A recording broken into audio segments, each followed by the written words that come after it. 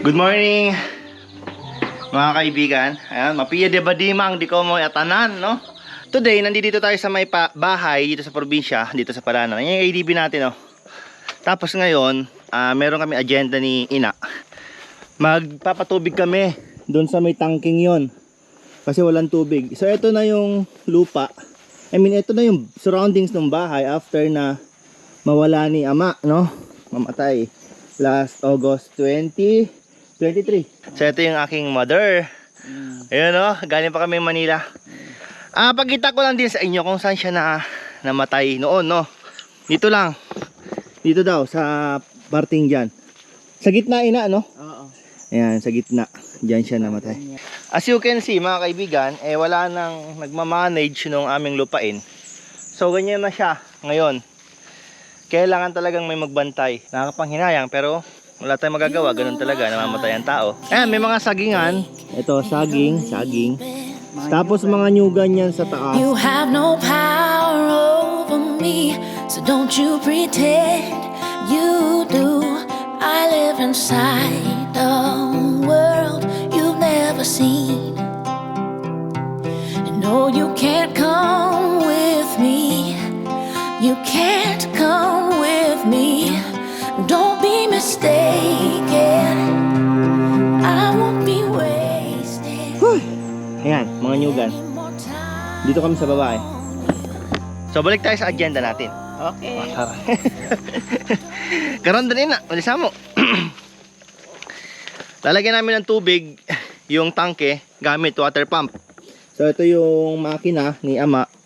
Ito naman yung balon kung saan kumukuha ng tubig. Hindi mo pa ito na itali. Ito eh. Wag mo muna itali yan kasi check ko muna kung may lalabas na tubig. Ayan, tapos meron ditong sapa. Nung maliit ako, buhay na buhay itong sapa na to. Ayan. Tabi-tabi po, baka di nyo na po kilala. Ayan, buhay na buhay ito. As in talagang flowing water yan. Dito kami naliligo dati. Ayan. Ngayon kasi patay na yung patay na yung tubig dahil meron daw landslide sa taas. Anyway, yun lang. Yung kariton ni ama. Oh, ito na yung kariton namin. Ito yung Fortuner. Fortuner niya mo. Wala na. Na lang, naitago.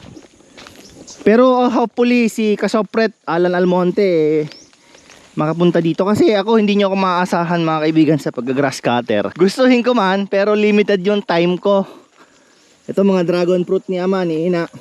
Tapos rambutan. Pero nilabas namin yung grass cutter kanina. Tatry ko mag grass cutter kahit konti lang dun sa daanan. Yung dadaanan namin ni Ina. Kasi medyo delicates na rin eh. O tara na Ina, baka biklatin tayo. Yung agenda natin, nakalimutan na natin. So ito yung view ng bahay pag nandito ka. Iwanan yung halaman ni ama. Ayaw kong iwanan yung halaman ni ama. Gusto ko lang dito sa Palanan. Oo. Mahirap diya ibarakad di eh. Wala namang iyakan, ano ba yan? Umiiyak ka na naman. Maalala mo maalala ko ti ama eh. Pinaghihirapan na eh. Di ay. Nerbeta. Ako na lang ito buhay. Diwantah. Kuha ni alapang kita rin ni Lord. Diwantah. Hindi yan. Ako na lang ito. So ito yung satellite namin dati. Noong bata pa ako, meron kaming ganyan. Ito. Yeah. Oh, di ba? Bago pa magkaroon ng mga wifi sa Manila, may ganyan na kami. Hindi na pala to kasi signal na pala to. Yung nauna namin ni Kuya, yung tatak Nokia. So yun lang naman mga kaibigan. Ito lang naman yung munting tahanan namin dito. Ayan, medyo nakakatakot lang dumaan dito kasi baka biglang may ahas. Tapos ikot tayo. Ito naman yung motor natin ginamit from Manila to dito sa Palanan. Ikot tayo, ikot. Uy, may mga sili. Naalala ko tuloy yung aking asawa. Ang hilig sa sili nun. Nalalaglag lang yung mga sili. Pagdating mo dito, ito kasi nung buhay pa si ama, malinis yan. Walang malaking, walang matangkad na ano ba tawag dito? Damo. Orchids. May mga orchids din siya. Ito, may flies pa ako no. Mag-ayos kasi kami talaga ng tubig Ito, dalanghita o daranghita kung tawagin namin dito Tapos akyat tayo dito sa taas saglit. Although meron naman tayong mga drone shots dito, pero ayun, puntahan na din natin. So ito yung magiging pamana nila sa akin na lupa hanggang dun sa taas. Ito naman yung magiging view kapag soon sana matupad yung mga pangarap, mapatuyuan natin to ng bahay, ganon. Pwede.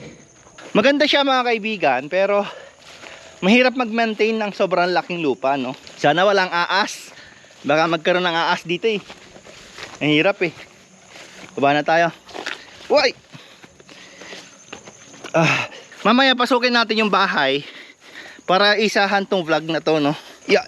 Na magpatubig muna kaya tayo. Ani, mula idi din namay puwerti. Tama pa kayo dadangap dito. Puwerti mula idi namay kapinyaan ay dapat din na duksan kaya magpagras ka tirak. Puwerti din na lamon, ta kaduksanan din, tanam manggana.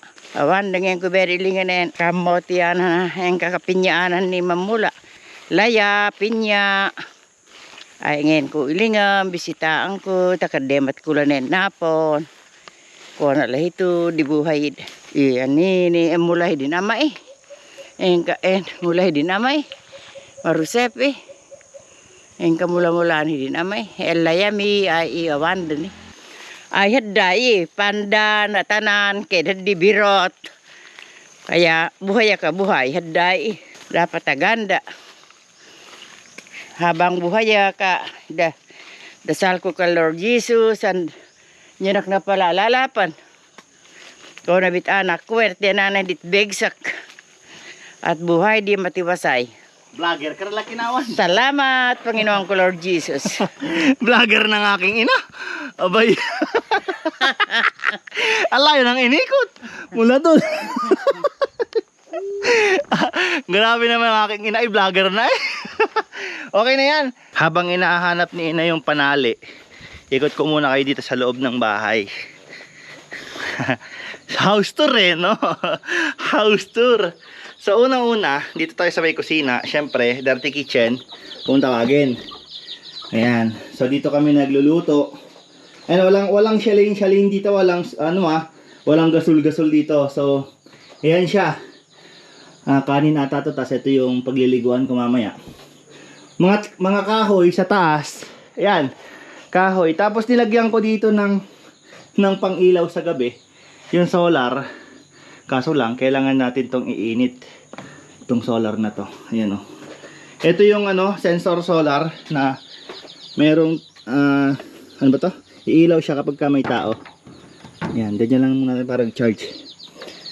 Tapos, ito, haday kami magugas ng mga pinggan. Ito nga, pinapatubig nga natin to.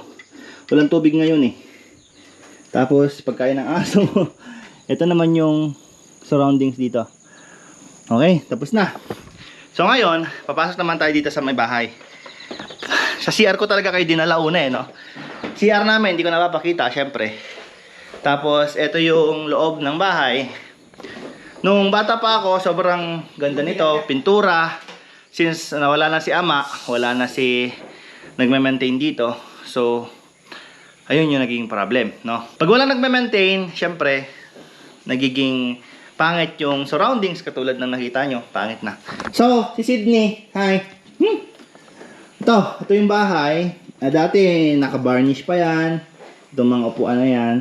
Tapos yung mga tiles, nagbumuka. May TV din naman. Tapos, naka-solar. Yan. Ito yung kalooban ng aming bahay. Tapos, paglabas mo dito sa loob ng bahay, ito naman yung view. Against the light siya mga kaibigan, pero ito muna yung drone shot. Let's go! Look at all the stars out, no doubt I'm loving this time of year. Someone's got a guitar out, whoa now, this is getting kinda weird. It's like a scene from a picture frame. Girl, I swear it would be the same if you were here. It was a night like this, summer around a Saturday, moonshine, good times, hanging off the tailgate, all our friends. But it was just you and me laughing, honey, just the way it ought to be. A moment I know I won't forget. Yeah, 'cause baby, I'm right back in that kiss on a night like this. On a night like this, I remember that leaning feeling nearly took my breath away. Darling, they were so perfect. Your lips made me really wanna stay. Right there with you, just letting go. 'Cause down in that bonfire's yellow glow, we were the flame. Kita nyo naman, di ba? Ganda. Ang payapa niya. So, ito yung labas. Paglabas mong ganyan, ito yung makikita mo. Merong... Napuntahan na natin ito kanina, di ba? So, nakita nyo na. Ayan, ito yung aming... Ano ba tawag dito? Garden? Ayan. Tapos, ito yung mga solar panel. Ayan yung mga... Nung bata pa ako, mga kaibigan, mga kabolay, ayun, mukhang may tawag na ako sa inyo, mga kabolay. Ay, kabolay, karapay kabolay. Hindi ka kabolay, bilisan mo. Alam mo rin yun. Hindi ba nalaman? Ayan. Ayan si Kabolay, nakahanap ng ano si Kabolay. Kabolay. Bolay! Nung bata pa ako dito ako naglalaro noon, no? Tapos si Kabolay ay galit na galit sa akin kasi umuulan noon, di ba? Umuulan, tapos ito wala pa yung ano, wala pa yung... Pinanggapan niya ng tricycle ni Edwin dito. Pumunta dito si Edwin, Ay, oo nga pala. Siguro mga ilang taon ba ako ina? 7 Mga years. Hindi, mga 10. Mga 10 years old. Mga kabolay. Nakakapasok kasi tricycle dito sa amin. Nakakakyat dyan, papunta doon. So yung tricycle na naghatid sa amin, inikot ko dito, bumangga dito. Kaya naging ganyan to. Eto, kaya pinaayos nila. Pinalitan na nila ng ganito. Kasi gibayan. Anyara kabolay, kataran. Ay, kataran. Punta muna kami ulit doon sa may balon kasi kailangan talaga tubig. Hindi namin napaandar yung makina kanina. Ayun. Tinagpan ko na lang muna kasi papaayos ko. Hindi ko magalaw yung throttle. Throttle no?